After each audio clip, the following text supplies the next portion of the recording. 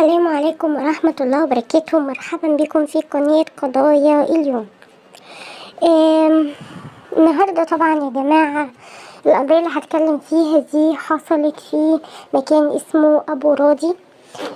أبو راضي دي مكان بلد يعني أرياف وكده. كانت في واحدة اسمها سعاد عندها 35 سنة.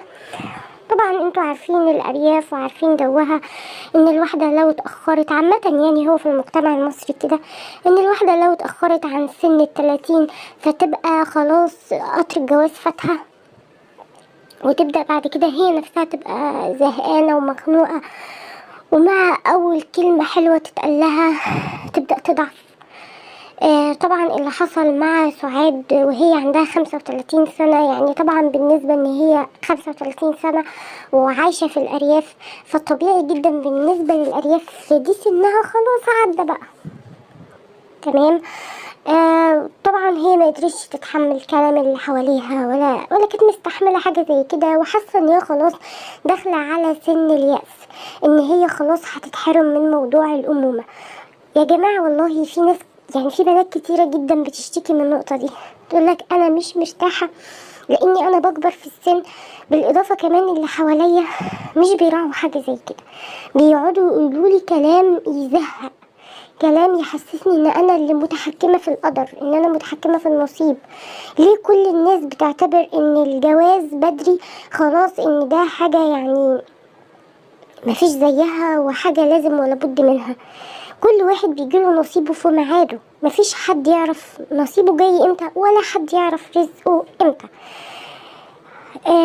سعاد لما وصلت سن 35 سنة لقيت ان هي خلاص ان هي داخلة على سن اليأس، فاللي هي خلاص بقت زهقانة، معظم الوقت زهقانة، بقيت برضو يعني حاسة ان هي ما لقيتش الشخص المناسب ليها، يعتبر ما كانش حد بيتقدم قوي.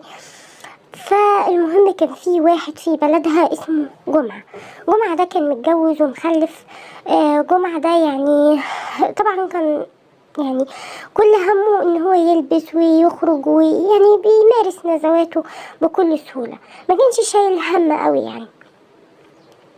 المهم بدأ يحط عينه شوية على سعاد، بدأ يتعامل معاها ان هي يعني خلاص هي سنها كبر، ف هتبقى متطلباتها يعني مش كتير، ممكن سهل ان يمشي معاها او يتكلم معاها.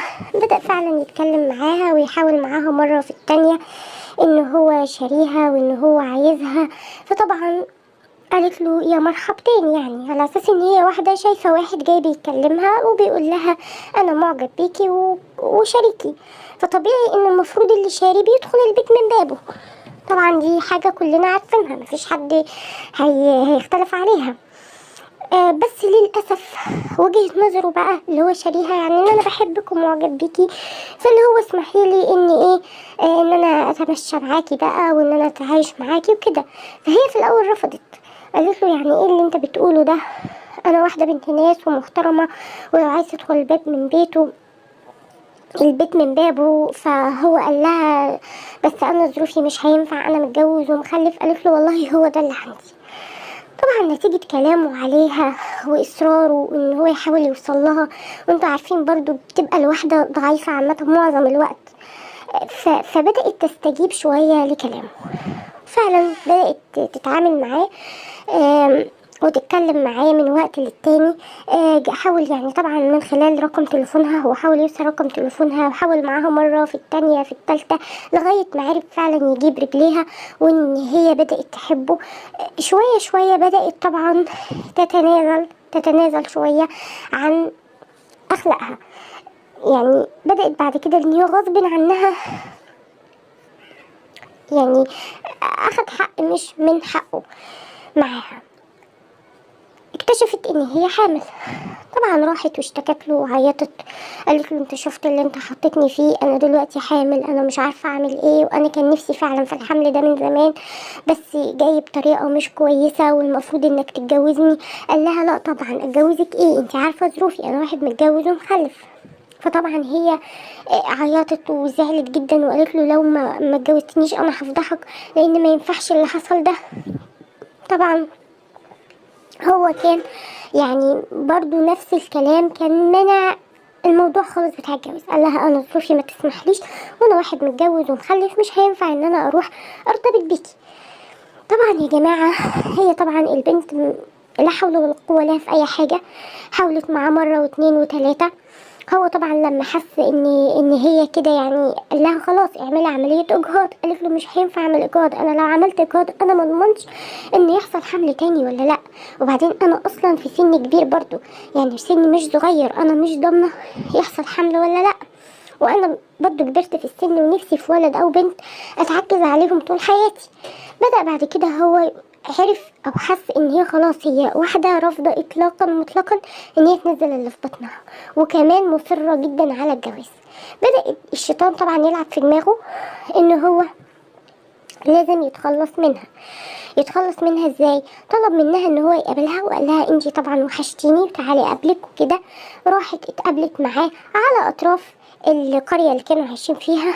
انتوا عارفين بقى بتبقى اراضي زراعية، وفي وقت من بعد المغرب كده بيبقى الجو هادي زيادة عن اللزوم والدنيا ضلمة.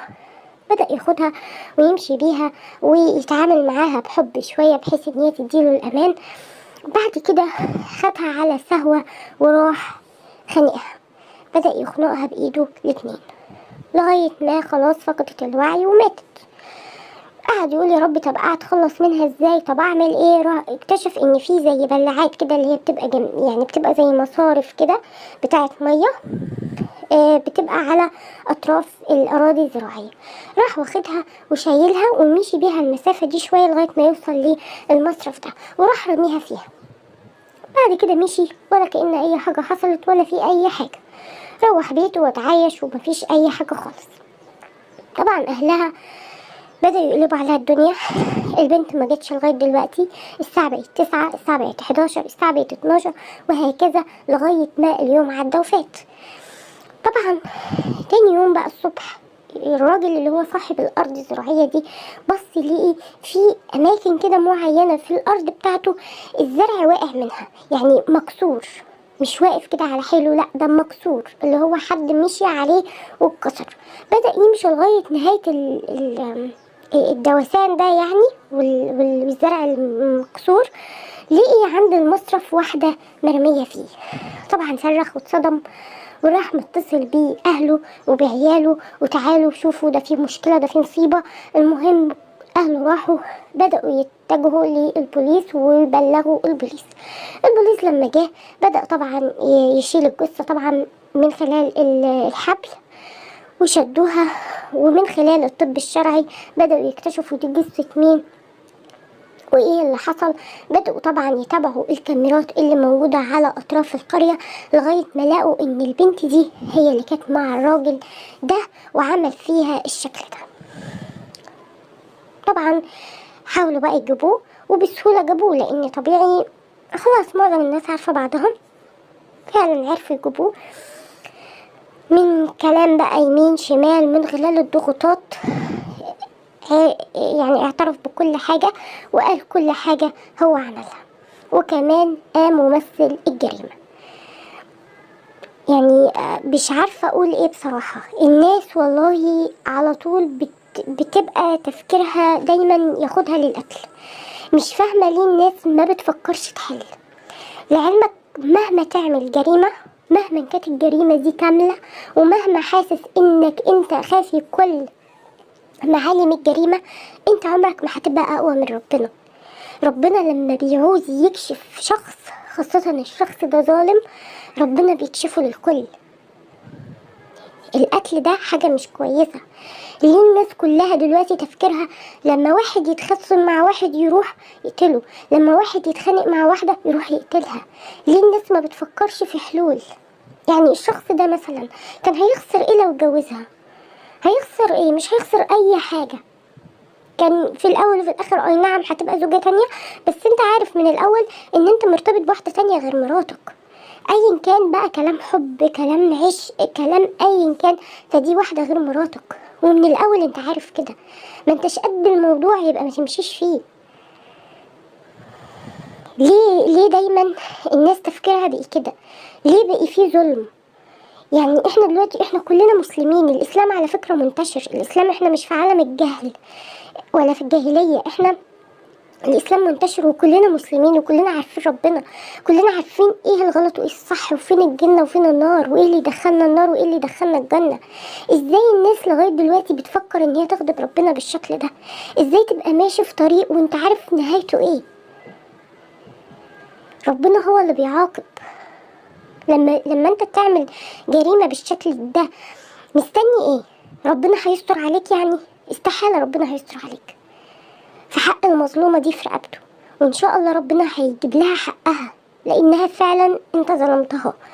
وبرضو الكلام لأي بنت، ما تسلميش نفسك لأي واحد، ما تتكلميش مع اي حد مادام ما دخلش بيتك من الباب يبقى ملوش لازمة الكلام معاه. مفيش حاجة اسمها سنك كبر، سنك مهما يكبر ايه المشكلة؟ ما سنك يكبر، بس يكفي ان انتي واحدة راضية ربنا، ده نصيب. ربنا قادر يجيب لك نصيبك من وانتي عندك 11 سنة على فكرة، ربنا قادر يخلي نصيبك ده لغاية 20 سنة، ربنا قادر على اي وقت هو عايزه. فما تجيش انتي تغضبي ربنا في حاجة وتقولي اصل انا بشوف عريس، اصل انا بدور على عريس، اصل انا حالتي النفسية بقت وحشة عشان الناس على فكرة ما يمتلكوش اي حاجة اكتر من الكلام. كل واحد فينا ما يقدرش يعمل لنفسه حاجة. فانتي وصلتي سن اللي انتي شايفاه ده سن اللي هو خلاص نصيبك مجاش، يبقى ده نصيبك. بس ما ينفعش ترمي نفسك لأي واحد يقولك كلمة حلوة وخلاص وتقولي انا نصيبي كبر وان انا سني كبر ونصيبي مجاش. ما ينفعش. عامة ربنا يا رب يجيب لها حقها ويصبر اهلها. السلام عليكم ورحمة الله وبركاته.